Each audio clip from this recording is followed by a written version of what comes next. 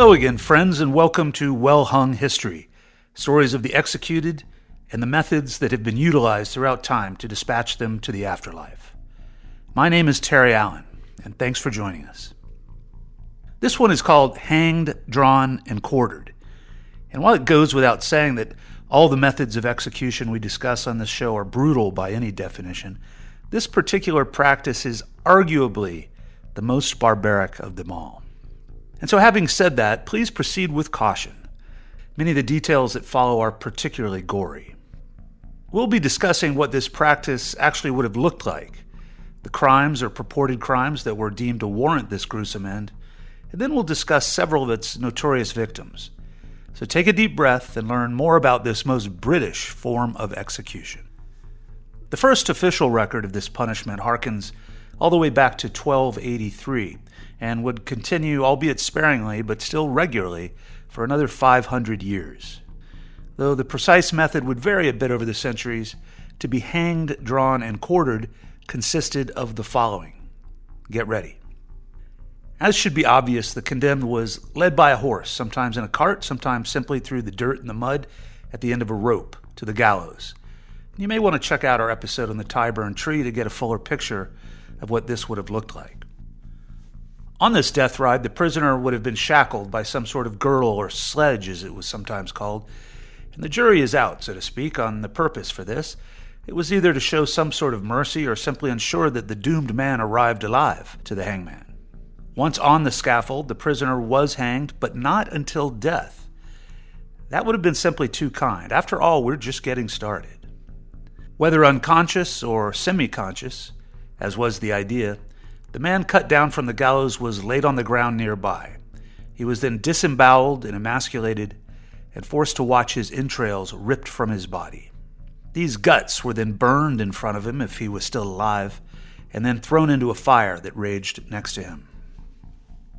This was then followed by beheading, which no doubt this tortured soul would have pleaded for. But though the victim was surely and finally dead at this point, the spectacle was still not over. His lifeless body was then usually tied limb by limb onto 4 horses, who ripped away in 4 different directions, thus splintering the body into 4 sections, thus the term quartering. In certain cases, no horses were utilized, and instead the executioner did the job with a hatchet. After the tattered remains were gathered and tethered to a horse, they galloped off to the 4 corners of the kingdom, or sometimes to 4 different principal towns and cities which varied over time. This was meant as a stark warning to other would-be seditionists of the fate that awaited them, should they choose to act on their impulses to challenge the monarchy. And then, of course, to top it off, as it were, the head was then mounted on a pike and displayed at any number of conspicuous places, most notably the Tower of London or London Bridge.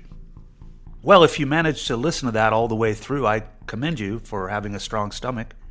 Now let's talk to whom and why this most heinous of punishments was administered.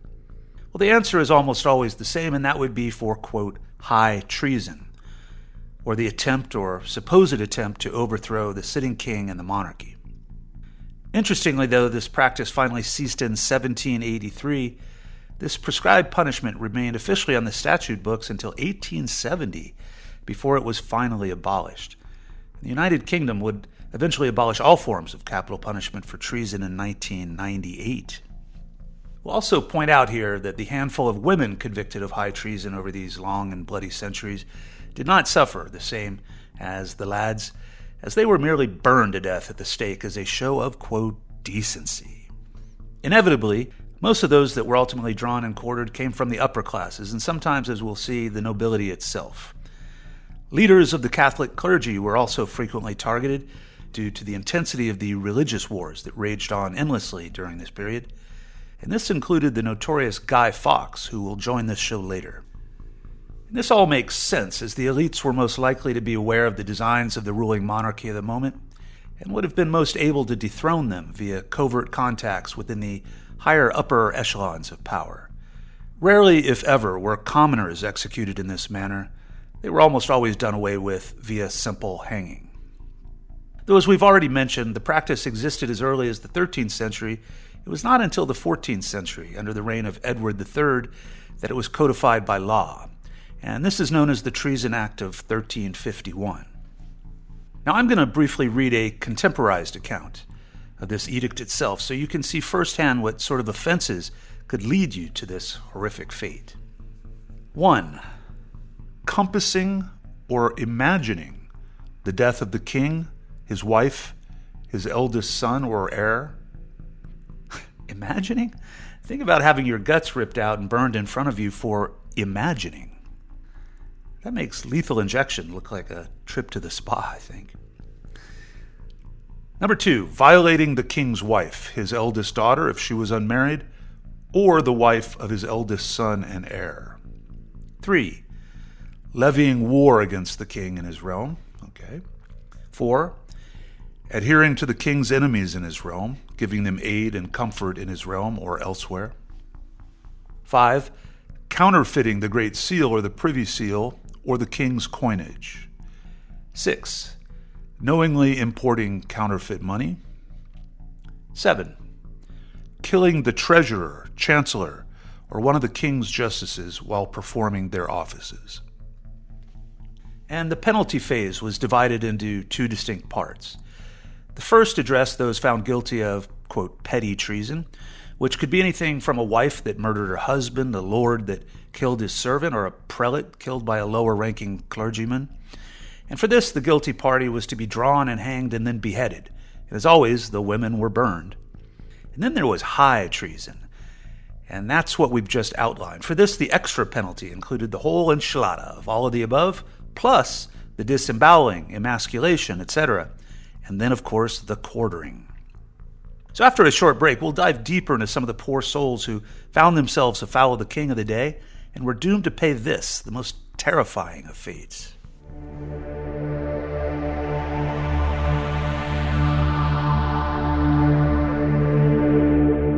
Though there were lesser-known knights that preceded him, let's start with the first official known case of being hanged, drawn, and quartered, and that was Dath AB Griffith, and this occurred on the 3rd of October in 1283 at Shrewsbury along the Welsh-English border. Griffith was the Prince of Wales. No, not the imposter types that we know today. He was the real deal. In fact, he was the last native-born Prince of Wales before the subjugation of those lands by Edward I immediately following his death. He was about 45 years old when he was executed. Like everything in Welsh history, things quickly become very confusing. Full disclosure here, I briefly studied Welsh history, believe it or not, at Aberystwyth many years ago, and I'm still confused. But nevertheless, he spent much of his early life in England and originally found favor there amongst the upper echelon, but he was constantly in squabbles with his brother Llewellyn. Way too complicated to go into here. What is crucial to this story, though, is that on Easter of 1282, he and his Welsh forces stormed Hawarden Castle, the last gasp effort to secure the very tenuous cause of Welsh independence. We'll keep that date and that place in mind as they are both integral to his ignominious end. The brothers eventually reconciled, but soon afterwards Llewellyn was lured into a trap and killed by the English, making Dath the new prince, a title he would hold for just less than a year. Well, Edward's forces are on the move now, and an army of 3,000 men at his command, and that would have been a very sizable force for that time and that place. They besieged Dath's compound in the mountains of Snowdonia, and by the way, if you haven't been there, you should. It's a really beautiful place. He makes several escapes to various redoubts in that rugged landscape, but much of his small band of loyalists are captured or killed in the coming months, and his chances of escape are very slim. Well, these chances went from slim to none when he was finally captured along with one of his sons on June 22nd of 1283. Badly injured, he was hauled away to King Edward's base at Rhuddlan, and from there he was carted off to Chester and then finally to Shrewsbury, where his unfortunate fate awaited him. A trial proceeded, and he was convicted of, again, high treason, the first person known to have been found guilty of a crime by that name. On October 3rd, the day of reckoning came, and he was ingloriously tied to the tail of a horse and dragged through the streets of Shrewsbury to the gallows. All the Tarantino gore follows, and during the entrails part, it was read aloud that this punishment was a result of, quote, his sacrilege in committing his crimes during the week of Christ's Passion, that being Easter, and that when quartered, it was justice for plotting the king's death. A man named Geoffrey of Shrewsbury was paid 20 shillings by the crown to have done the dirty work. The next victim of note is someone that you've probably heard of, courtesy of Mel Gibson, and that is none other than the Scottish independence hero William Wallace of Braveheart fame. He was born around 1270 in Elderslie, just outside Glasgow, and little is known of his parentage or childhood. As he reached early manhood, Scotland was on the verge of civil war, with various clan leaders locked in a seemingly never-ending power struggle. Well, this all changed quickly in 1296 when Edward I sacked Dunbar Castle on the border, thus igniting the Scottish War of Independence. Now, there goes Eddie again, not fond of those border ruffians. Wallace lurches into action as a sort of guerrilla fighter on the independence side and carries out several raids and some killings of English officials and Scottish fellow travelers of the enemy. But it's really at the Battle of Stirling Bridge where he earns his stripes as the hero he would become and is known today. Along with Andrew Murray, no, not the tennis player, his limited forces routed the English, comprised of roughly 10,000 men, killing half of them. Buoyed by this victory, Wallace and his troops chased the retreating English back across the border into Northumberland, looting and pillaging along the way before returning home and taking the spoils of war with them. For all of this, he was knighted by the Scottish earls, thus becoming Sir William Wallace. Edward, however, was not deterred, and the following year paid another unwelcome visit to the north, this time with 25,000 men, to attack Scotland again. Things do not go so well this time for Wallace, as the Scots were overwhelmed by the onslaught and they were routed, though he does escape before eventually ending up in France to seek monetary and military assistance there. He managed to hide out until 1305 when he was double-crossed by a knight loyal to Edward named John de Monteith, and he was handed over to the English side.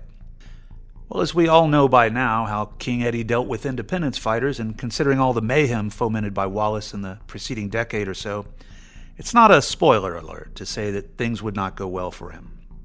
Following a brief trial, Wallace was convicted and soon after dragged by a horse, this time to Smithfield, where all the naughty and nasty things we don't need to repeat were applied to him both during and after death. His head was dipped in tar and placed on a spear at the Tower of London, where it rotted for many years.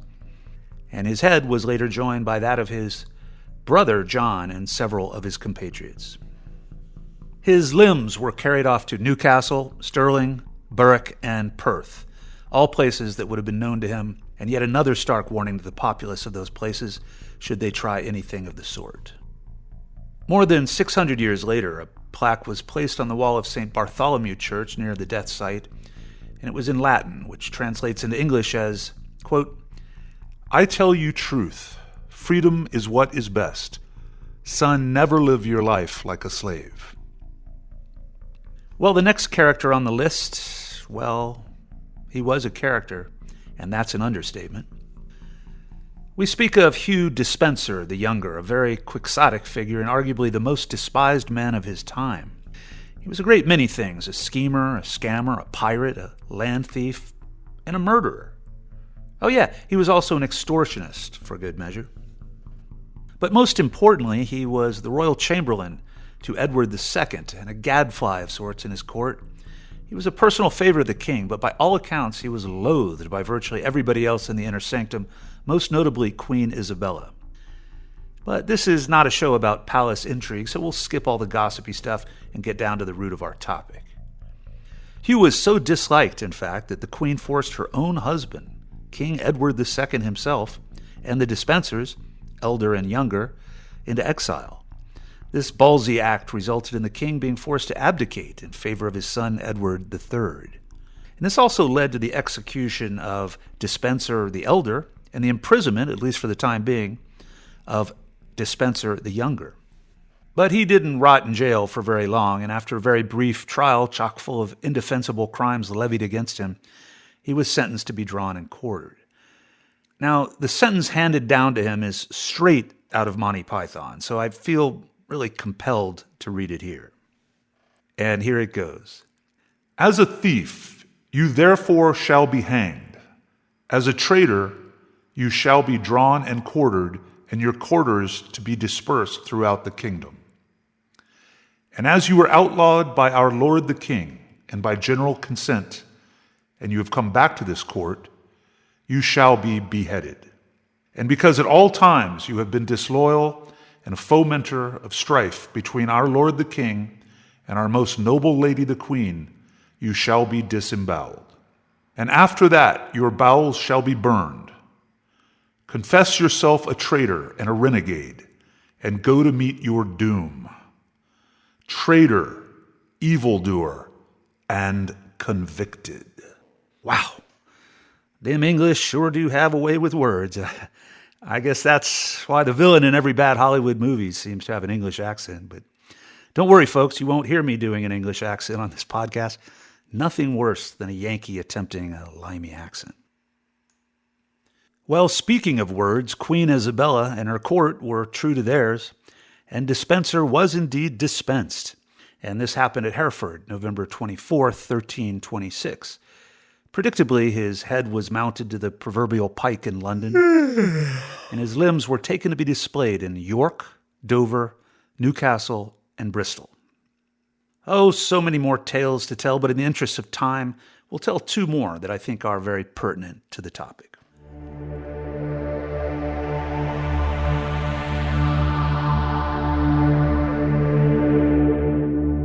Let's talk a little about Thomas Baker and the others that were the ringleaders of the so-called Peasants Revolt, which took place throughout England in 1381.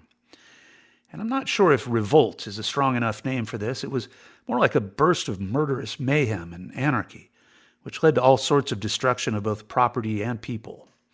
All told, thousands perished amongst all castes of English society.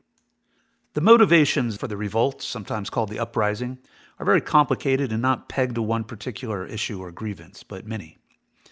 Broadly put, these actions were largely spurred on by two colliding crises: the ravages of the plague known as the Black Death, which swept through the country a few decades before and claimed the lives of probably half the population, and also the ongoing wars with France, which combined left the treasury near bankrupt. As a result, the crown clamped down on the peasantry with all sorts of new regulations and punishments, ultimately bringing about the imposition of a despised poll tax. As a result, open protests began to spring up in local communities throughout the country, particularly in the southeast. The flame was finally lit in 1381 in Brentwood, Essex, where a local crowd led by Thomas Baker confronted the constituency's MP John Bampton. A fight broke out, and though Bampton survived, 3 of his associates were killed in the melee. Word spread fast from town to town, and soon marauding bands numbering in the thousands began to make their way to London. Among these were Baker, but a man named Wat Taylor is generally acknowledged as the leader, if there was one particular leader. On June 10th, 1381, large bands from Essex and Kent, as well as other counties, arrived at Blackheath just outside London. And learning this, the 14-year-old King Richard II and much of his court fled to the supposed safety of the Tower of London. The rebels made it clear that their beef was not with the teenage king, but rather his advisors and toadies whom they loathed and sought revenge. A few attempts at consolation were attempted, but all failed, and this is when the mob went wild. Within a few days, many notable buildings were destroyed or burned, and various members of the ruling class were targeted for assassination. The young king did finally meet with the protesters. I'm sure he was forced to do so. And they demanded the abolition of serfdom, to which he consented. Wink, wink, nudge, nudge. They also demanded that he turn over several of his ministers, which he refused to do. But while this negotiation was taking place at Mile End in East London, another band of brigands, numbering around 500 or so, stormed the Tower of London, and they were met with little or no resistance. Once inside, they hunted for and quickly found some of their targets, including William Appleton, John Legge, and several others, whom they summarily beheaded in the tower. Uh-oh. They then scoured other locations in the city, murdering many others that they felt were responsible for their oppressive treatment. Richard was left unharmed, and he returned to one of his royal residences at Blackfriars in South London.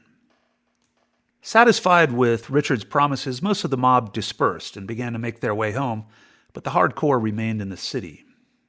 But while all this bloody turmoil was going on in the capital, similar scenes had broken out in all corners of the country, far too many to cover here.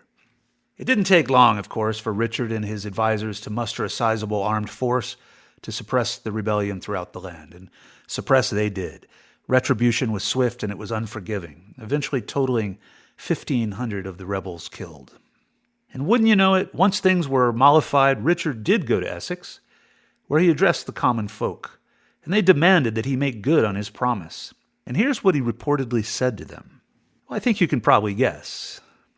He said, drum roll please.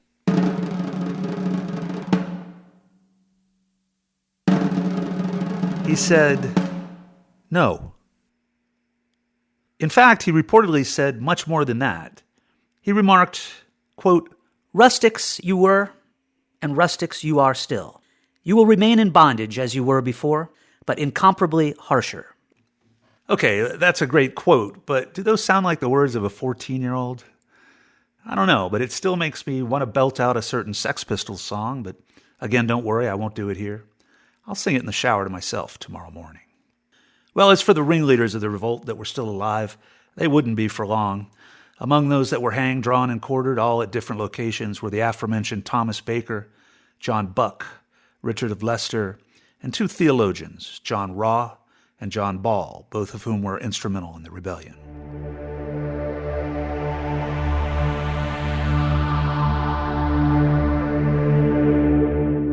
Our final victim is a man who has been both reviled and celebrated for centuries, and whose name and purported likeness has been bandied about a lot in recent times. Bonfires in celebration of his death are even lit to this day in various towns and cities throughout England. And this would be none other than Guy Fawkes, the promulgator of the notorious gunpowder plot in the early 17th century.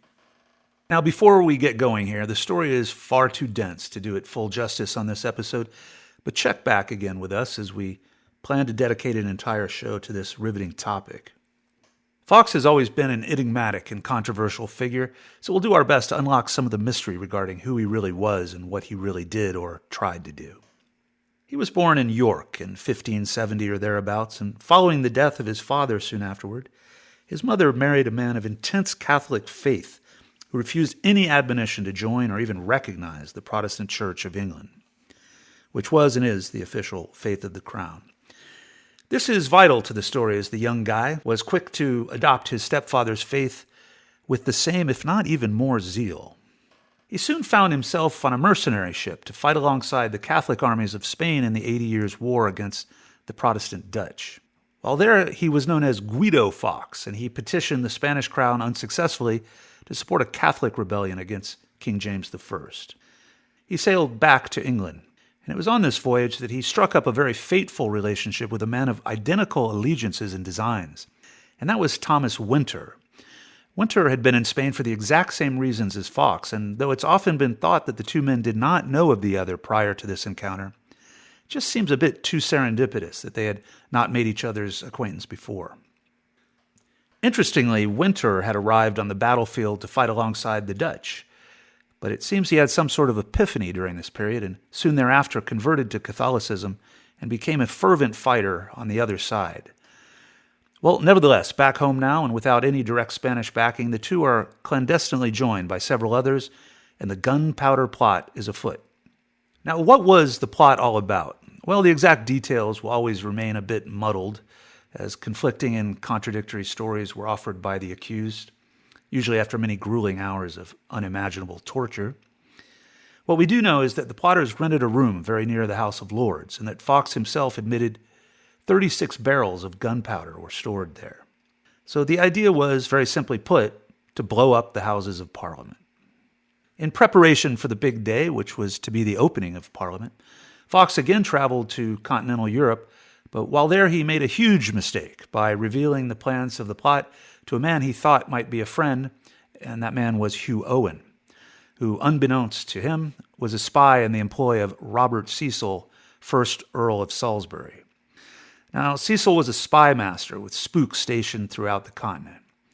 He was a very powerful figure who served in many important capacities to the court, including Secretary of State. He was the wrong guy to be on the wrong side of.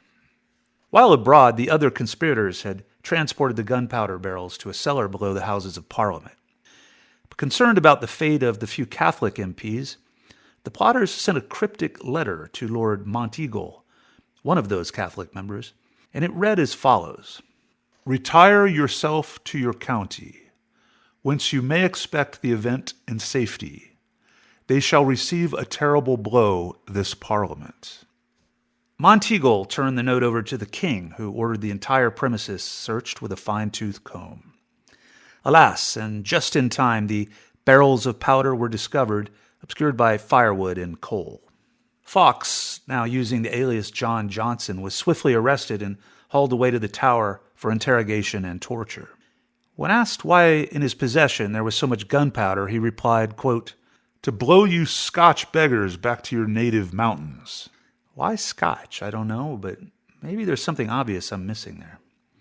Well, after a few days of grueling torture, including the rack, his bravado slowly turns to confession, and he eventually confesses his guilt and those of his conspirators, and he divulges his real name. On January 27th of 1606, Guy and 7 other Confederates were led to trial, with the king watching in secret through a hidden chamber. Unsurprisingly, all were condemned to be hanged, drawn, and quartered.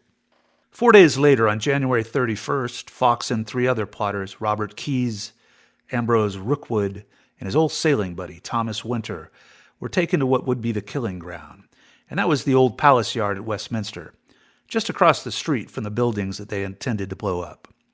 Fawkes, reeling from his tortures, needed assistance from the attending guards. One by one, Fawkes no doubt watched in horror as the others suffered their grisly torment, until finally his turn came. But in an ironic final twist, he painfully climbed the ladder toward the scaffold, and the noose was fastened about him. He suddenly lurched forward, and the rope snapped his neck, killing him instantly, and thus saving him from watching and enduring the further indignities that would come soon after. This concludes the latest episode of Well Hung History. Run away and cry now, but before you do, make sure to subscribe and leave us a killer review. Find us on Spotify, Apple Podcasts, YouTube, and all the rest. New episodes drop regularly. Tom Payne Productions, all rights reserved and preserved.